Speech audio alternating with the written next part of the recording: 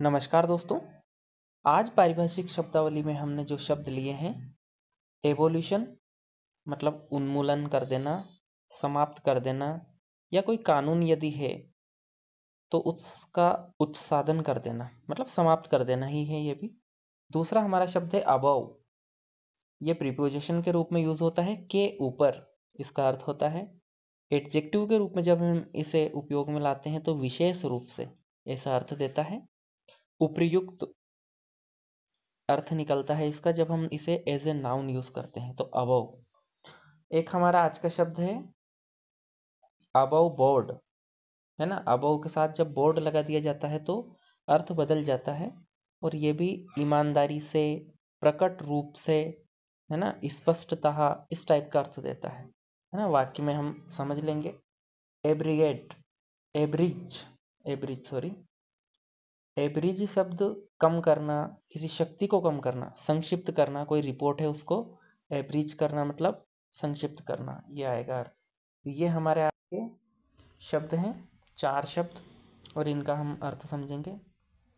वाक्य को कैसे बनाया जाता है वो देखेंगे। देखिए, मानव अधिकार आयोग ने मृत्युदंड समाप्त करने की मांग की है। मानव अधिकार आयोग ने मृत्युदंड समाप्त करने की मांग की है, समाप्त करने की मांग की है, तो यहाँ हम एवोल्यूशन शब्द उपयोग में लाएंगे समाप्त करने के लिए। ठीक है, तो the human right commission demanded, मांग की है मतलब पास्ट हो गई बात अभी। डिमांडेड फॉर, कई की डिमांड करी, the evolution of the death sentence. Death sentence मतलब मृत्यु दंड होता है, तो आप डेथ सेंटेंस को याद रखना, मृत्यु दंड। एवोल्यूशन मतलब उन्मूलन करना, समाप्त करना। ठीक है, तो इस प्रकार से हमें वहाँ ट्रांसलेशन करना है।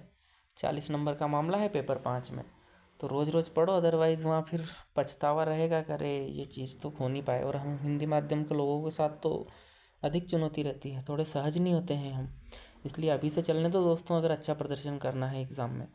अबव का मतलब होता है के ऊपर, विशेष रूप से, उपयुक्त। तो विशेष रूप से इससे संगठन को कोई लाभ नहीं होगा। ये कहना चाहे कि विशेष रूप से कोई सा भी एक निर्णय लिया गया हो, मान लो, या कोई व्यक्ति आया हो, कुछ भी, उसके बारे में ऐसा कहा जा रहा है कि विशेष रूप से इससे संगठन को कोई लाभ नहीं होगा।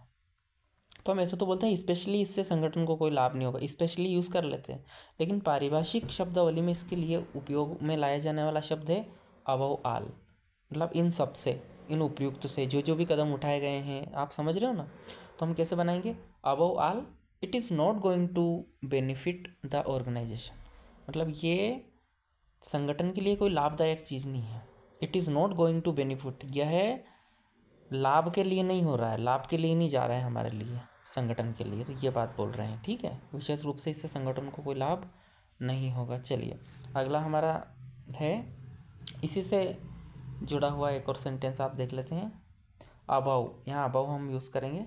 देखो, the above mentioned officers will be on probation for a period on off 2 years. ठीक है, क्या है इसका, उपयुक्त अधिकारी 2 वर्ष तक परिवीक्षा अवधि पर रहेंगे। उपयुक्त अधिकारी मतलब एक लिस्ट बनाई गई है, उस अधिकारियों के बारे में बताया जा रहा है कि द अबव मेंशन्ड ऑफिसर्स, जो उपयुक्त अधिकारी है, ऊपर जो इनका नाम लिखा, वो विल बी क्या रहेंगे, ऑन प्रोबेशन, मैंने प्रोबेशन पीरियड पे रहेंगे, परीक्षा परिवीक्षा अवधि में रहेंगे, for a period of 2 years, यानी 2 साल की अवधि के लिए। तो ये अबव का मतलब हो गया, उपयुक्त में यूज़ हो रहा है इसका। ठीक है, आप कर देना। अबव बोर्ड, ये शब्द भी होता है दोस्तों, जब इनके अबव के साथ बोर्ड लगा दिया जाता है तो ये फ्रेजल वर्ब टाइप बनती है, लेकिन इसे एज एन एडजेक्टिव यूज किया जाता है, जैसे ईमानदारी से, प्रकट रूप से, ऐसा अर्थ देने के लिए। चलिए, यह कंपनी सभी मामलों में ईमानदारी से कार्य करने के लिए जानी जाती है। यह कंपनी सभी मामलों में ईमानदारी से कार्य करने के लिए जानी जाती है, तो इसको इंग्लिश में कैसे लिखेंगे, the company is non, the company is non for, काय के लिए जानी जाती है, dealing above board, dealing above board, deal करने में किसके साथ, अबव बोर्ड, मतलब ईमानदारी से। इसको तो इम्पोर्टेंट करके रखना, आएगा ये अबव बोर्ड, है ना, dealing above board in all the matter, in all the matters, matters कर लो। ठीक है, तो हो गया इस प्रकार से। एवरेज, एवरेज शब्द का मतलब होता है कम करना, है ना, किसी की शक्ति पावर को कम करना या किसी रिपोर्ट को संक्षिप्त करना। जैसे मैं आपके लिए कंटेंट कम करता हूँ ना, संक्षिप्त करके लाता हूँ, टू द पॉइंट, उतना याद कर लो तो काम हो जाए, ऐसा।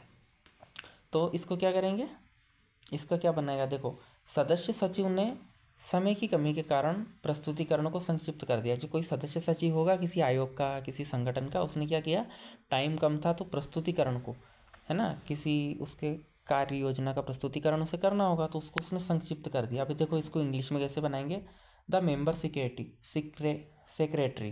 अब देखो मेंबर सेक्रेटरी भी आप सीख गए, सदस्य सचिव को कहा जाता है। एब्रीगेट, एब्रिज था ना, एब्रीगेट, एब्रीगेट पास्ट फॉर्म बन गया, एब्रीगेट मतलब किया उसने संक्षिप्त। The presentation because of time constraint, क्या लिखा है, कॉन्स्ट्रेंट मतलब समय की कमी के कारण, टाइम कॉन्स्ट्रेंट्स, है ना, समय की कमी के कारण। तो यहाँ भी आप सीखे, टाइम कॉन्स्ट्रेंट्स का मतलब क्या होता है, समय की कमी।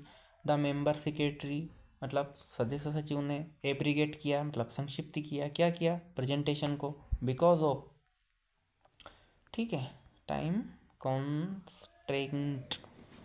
तो ये थी आज की पारिभाषिक शब्दावली की क्लास। आप इसी प्रकार जुड़े रहिए, है ना, एक बूंद बूंद से घड़ा भरता है। आप इसी प्रकार से अगर पढ़ते रहे ना तो हम एक अच्छा खासा कवर कर लेंगे।